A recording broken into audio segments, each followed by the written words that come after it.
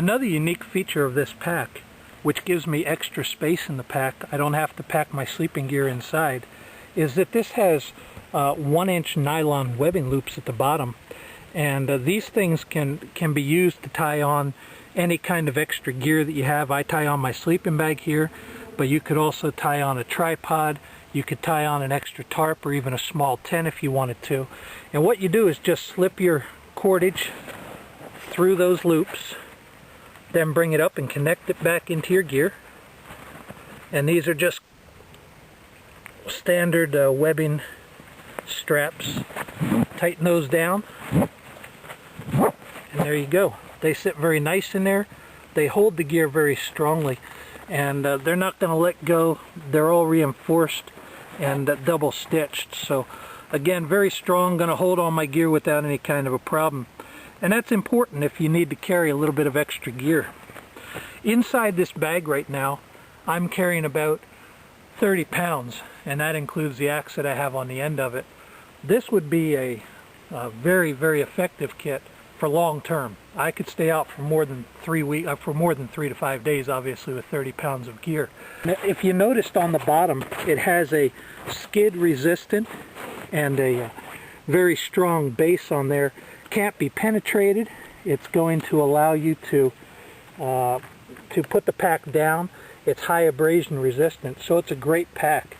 If you look carefully here, you can see that all of these seams have X stitch on them, plus a box stitch.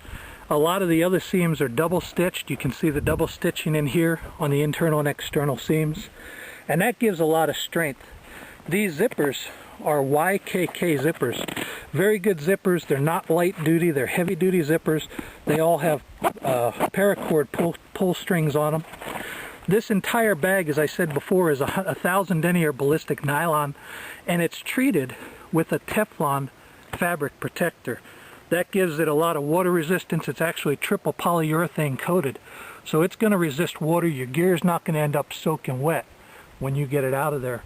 The nylon thread that they actually use on here is a high tensile strength thread. It's not regular, ordinary industrial strength nylon thread, but it's an extra heavy thread. Another neat feature about this bag is the add-on capability. You can see that there's 5 PAL webbing straps, triple layer on each side, which you can use, and I'm actually going to show you. I'm going to put on my water bag here in a minute to show you how that attaches. But they also make other pouches that are available for this to give you additional space for gear. And then on the front, there's also a row of 2 rows actually of PAL webbing on the front pocket, and that will allow you to go ahead and attach other gear in there. And I'm going to show you right now how I attach that. And it attaches through this PAL webbing with these malice straps. These are just plastic malice straps, and what they do, they fit right through here and then fold over. Very simple, very quick, very efficient. I just shoot that down through the PAL webbing. Then I just snap those clips into place. Snap this back one in. And there you go. So that holds that very nicely, and a good way to attach gear. Again, there are other bags that are available. This bag is just one, has a small pouch as well as a water carrier in it, and that will allow me to go ahead and to carry extra gear on either side. What I've done is I took that water pack back off of there. These are the compression straps, and these straps will do twofold. Number one, they keep your pack tight for you. That's a real good thing. Number two, you can attach gear. On this other side, if you notice when I came in, I actually have my axe attached here, and what I've done is just run the top over and snapped it. Now these compression straps are quick release, which is real nice as well. So my axe isn't going to go anywhere. It's not going to fall out of there on me. I always point the blade backwards so I'm not going to hit my head. So again, this is an excellent bag, but what I want to do now is I want to show you the suspension system and the carrying system on this bag. You may have noticed on the beginning when I walked down in here, I was coming down an incline. That hill is about 45, 50 degree, maybe 60 degree hill. It's very, very steep. This bag set on my back perfect. didn't pull me backward, didn't want to throw me forward. And I contribute that to the suspension system on here. First of all, on top, there's a handle. That handle is very efficient, very useful, and I'm going to show you why in just a minute. It's got 2 heavy-duty shoulder straps. They've got real good closed foam padding inside of them, so they're comfortable to wear. And around the belt, we have a waist belt that also has the closed foam. Snaps in. It's quick release with an acorn on the end there. Quick release, and then can be tightened down. Another unique thing about this bag is there's some people that don't like to use waist belts. You can fold this up, slip it inside this pocket, and that'll disappear out of your view. Now, I'm not going to put it away because I like to use it, but it is concealable. And speaking of concealment, I wanted to tell you one other thing. Inside of this hydration system, you can also get an attachment, which is a CCW holster, and it will attach in here that you can carry your CCW with you right inside this pouch. One thing before I put this on, I'll show you.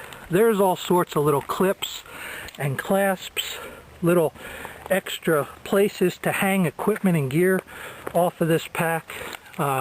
You can see here I've just put a little light right here off of this shoulder harness, and off this one I have my beads, my paste beads, so that's kind of a nice thing as well. I can put more gear on here outside.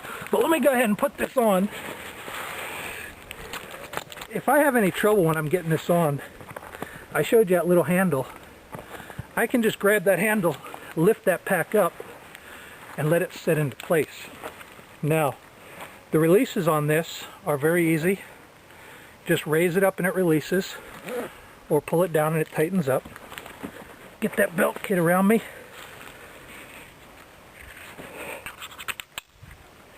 And again, you can see I just pull those out. Got that strap there. And then we'll put the shoulder or the chest compression strap on here. That sternum strap fits real nice right there. It's fully adjustable, and again, that little hole in there, if I have my water bladder, then that will be right up there where it's available to me.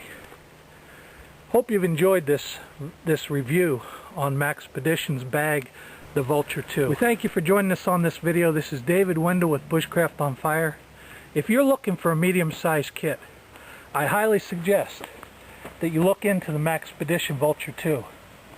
Now, Maxpedition does make a smaller line. They make the Condor and a couple other bags also, which go down in size, and you may not need a 3 to 5 day kit, something with 2,800 cubic inches. They have something that's right for you. Go out and look at their website, www.maxpedition.com. That's www.maxpedition.com. You'll see it at the end of the video, and see what they have that you might be able to utilize in your bushcrafting. This is David Wendell with BushcraftOnFire. We appreciate you being with us.